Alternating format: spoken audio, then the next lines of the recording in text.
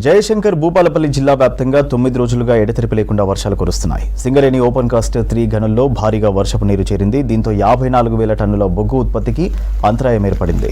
సింగరేణి సంస్థకు 18 కోట్ల మేర ఆస్తి నష్టం జరిగినట్టు అధికారులు వెల్లడించారు. వర్షాలు తగ్గుముఖం పడితే కానీ బొగ్గు ఉత్పత్తి పునఃప్రారంభం కాదన్నారు. రోజు వర్షాలు కురుస్తుండటంతో రోడ్లన్నీ బురదమయమై యంత్రాలు నడవలేని పరిస్థితి నెలకొందని తెలిపారు అధికారులు.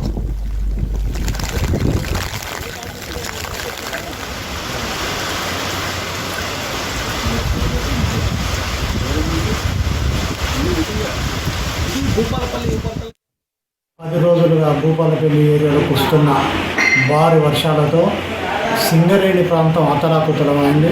కేటీకే OC2, OC3లో బొగ్గు ఉత్పత్తికి తీవ్ర అంతరాయం ఏర్పడింది. దీనివల్ల సింగరేణి సంస్థకు నష్టమే కాకుండా కార్మిక లోకానికి కూడా నష్టం జరుగుతుంది. కార్మికులకు సండే అయితే ప్లేడ్ లాగా ఇస్తారు. అవి పోయిన వారం ఈ వారం 2 వారాలు కూడా బంద్.